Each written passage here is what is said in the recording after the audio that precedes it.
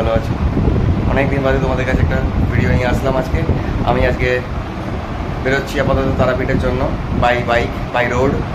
তো বাইকে করে যাওয়ার যে অনুভূতি আজকে আমরা নেবো। ফার্স্ট অফ অল আমার সুন্দর মন্দির সামনে রয়েছে এবং আমার লাগেজ আপাতত রেডি হয়ে গেছে। আমি যাচ্ছি জাস্ট আজকে এখন আপাতত বাজে ভোর 6টা, আমার বেরোনোর কথা ছিল 5টা, কিন্তু ওই রেডি হতে হতে সময় লেগে গেছে যদিও। তো আমরা মোটামুটি একটু অল্পের মধ্যে বেরিয়ে পড়বো। এবং কালকে আমার বাইকের সামনে চাকাটা একটু অনেক দিন হয়ে গেল চেঞ্জ হয়নি, তো বাইকের টায়ারটা অর্ডার করেছিলাম অ্যামাজন থেকে। তো কাল রাত্রিবেলা 11:30টার সময় প্রায় টায়ারটা দিয়ে গেছে এসে। এই টায়ারটাকে আমি জাস্ট লাগাবো, নাকি আমরা জাস্ট রাইড স্টার্ট করবো। তো সাথে থেকো, সঙ্গে থেকো, ভিডিওটা অবশ্যই সম্পূর্ণ দেখো। ধন্যবাদ।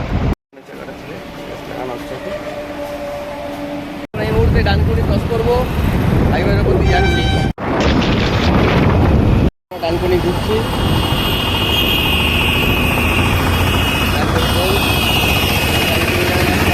লাগবে না এই মুহূর্তে।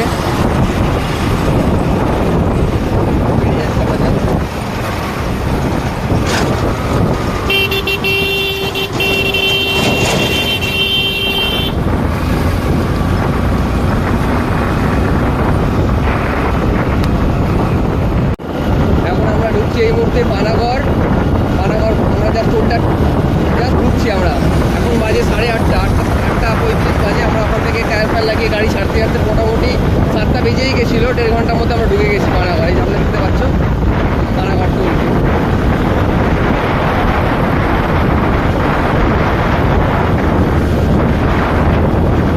রাস্তা পুরো খালি, কিন্তু লরিওয়ালাগুলো বড্ড বিপজ্জনকভাবে চালাচ্ছে। বিশেষ করে বড় বড় যেগুলো 16 চাক্কা 18 চাক্কা, এগুলো এত বাজেভাবে চালাচ্ছে, গাড়ি চাপছে বাঁদিক ডানদিক করে, রাস্তার মাঝখানে যেতে যেতে উল্টো পাল্টা ভাবে।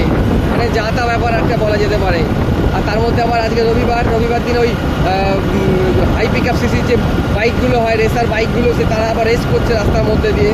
দেখতে পাচ্ছ টোলটা আমরা ক্রস করছি যা, সেখানে আমাদের টোলে কোনো পয়সা লাগে না, বাইকওয়ালাদের জন্য টোটালটাই ফ্রি। আমি এখানে ঢুকছি কেন, আমি ঢুকবো তো ওইদিকে, বাদিকে ঢুকবো আমাদের জন্য ফ্রি, আমাদের কোনো পয়সা লাগে না।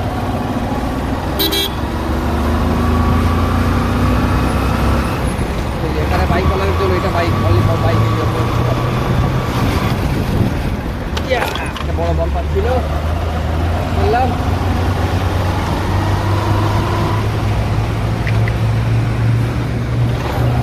আমরা ফার্স্ট স্টপেজ দেবো বর্ধমান। আর বর্ধমান ঢুকতে বেশিক্ষণ হয়ে এসছে, মোটামুটি আমরা 74 কিলোমিটার ক্রস করে এসেছি।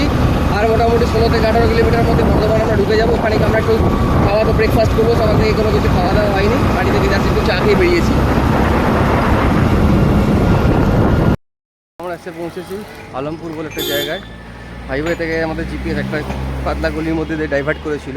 তো একটা হোটেলে এসে দাঁড়িয়ে, যেখানে দেখি বাসের কেল্লা হোটেল, এই হোটেলটার নাম। এখানে গাড়ি আপাতত চলে গেছে প্রায় আমার 106-7 কিলোমিটারের মতন, আর বাকি আছে মোটামুটি 107-8 কিলোমিটার বাকি আছে। 120 কিলোমিটার রাস্তা টোটাল হাওড়া থেকে। এই হোটেলটাতে আমরা আপাতত একটু চা খাবো, ব্রেকফাস্ট করবো, তারপর আবার এখান থেকে যাত্রা দেবো। চাটা বেশ ভালোই বানিয়েছে, আদা দিয়ে, সুন্দর চা হয়েছে, আদা দিয়ে গরম গরম, দারুণ লাগবে খেতে। আমরা আরও এসেছি বোলপুর, শান্তিনিকেতন ঢুকে গেছে গাড়ি, 10:57 বাজে। তো আর মোটামুটি 1 থেকে 1 ঘন্টা 30 মিনিটের রাস্তা আছে, ঢুকে যাবো তাড়াতাড়ি। রাস্তা এখানে খুব ভালো, পরিষ্কার পরিচ্ছন্ন, প্রচণ্ড মাত্রায় বেল্ট আছে। যারা 2 হুইলারে আসতে চাইছো তাদের কাছে অনুরোধ, রাস্তা কিন্তু খুব সাবধানে গাড়ি চালাবে। রাস্তা খুব পরিষ্কার হয়, গাড়ি খুব ভেঙে যায়। উল্টো দিকে প্রাইভেট কারগুলো বেসিক্যালি খুব বাজেভাবে চালাচ্ছে। একটা 4 হুইলার কিছুক্ষণ আগে আমাকে খুব জোর চেপে দিয়েছে, উল্টো দিক থেকে এসে ডবল এসে আমাকে চেপে দিয়েছিল।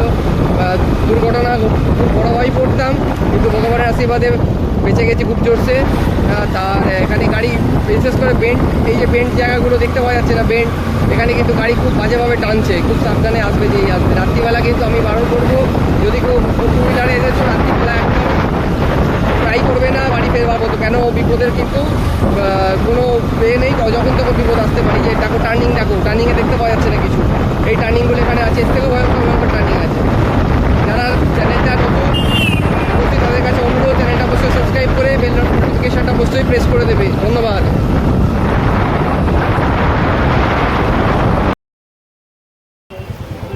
এখন বাজে 1:15। তো 1:15 বাজে এখন এই মুহূর্তে দেখতে পাচ্ছ, উল্টো করে দেখাচ্ছি দিবা। তো এখানে আমি এসে পৌঁছেছি রামপুরহাটে, সন্দীপ লজের সামনে দাঁড়িয়ে আছি এসে। কিন্তু এখানে সন্দীপ লজে এখানে বাইক রাখার সমস্যা আছে, বাইক রাখতে পারবে না, বাইক রাখা নিজের রিস্ক, বলছে মালিকের অর্ডার নেই। কিন্তু সন্দীপ লজের যে মালিক তার পাড়া থেকে আমি যদিও এসেছি এখানে।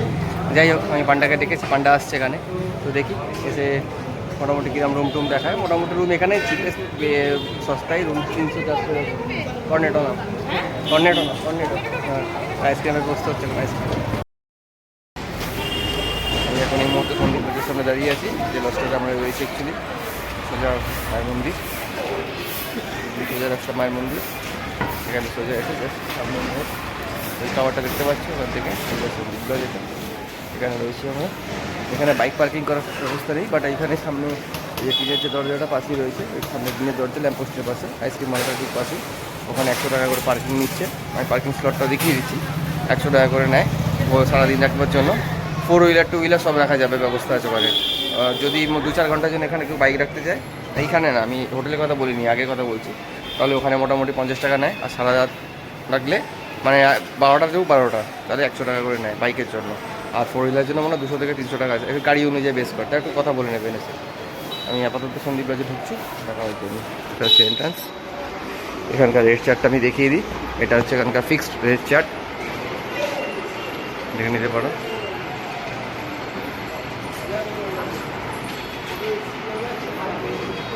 এটা হচ্ছে রিসেপশন, এদের ফ্লোর আছে 3 তলা অব্দি আছে এদের 3 ফ্লোর। ঘরগুলো খুব সুন্দর এখানকার। এখানে অ্যাকোয়াগার্ডে জলের সিস্টেম আছে, যদি কেউ জল ভরতে চাও ভরতে পারো।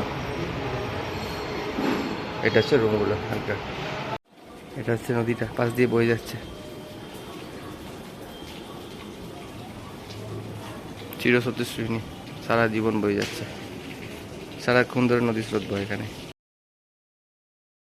পুজো দিয়ে চলে এসেছি এই মুহূর্তে, ভোগ আনতে গেছিলাম, মা পুজো নিয়ে নিয়েছে, খুব সুন্দরভাবে মায়ের দর্শন হয়েছে, পুজো খুব সুন্দর হয়েছে, ভোগও নিয়ে চলে এসেছি। এরকম 2 মালসা ভোগ দেখতে পাচ্ছ, 2 মালসা ভোগ নিয়ে এসেছি, মা 2 মালসা ভোগ পাঠিয়েছে আমার জন্য। এই দেখো,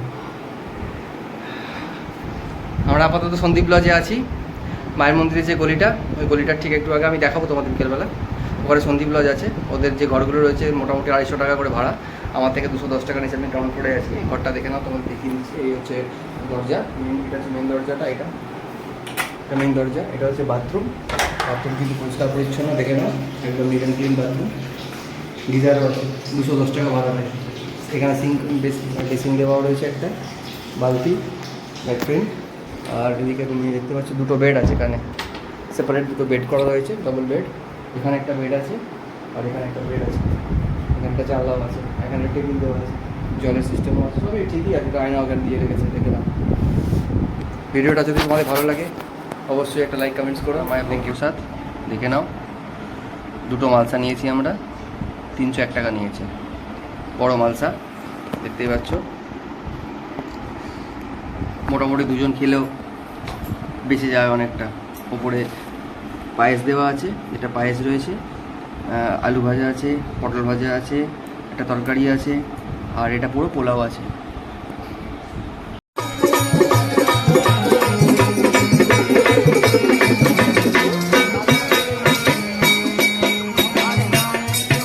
তারাপীঠ মহাশ্মশানের কিছু দৃশ্য, খুব সুন্দর জায়গা, পবিত্রতা বজায় রাখবে সবসময় এখানে আসলে অবশ্যই।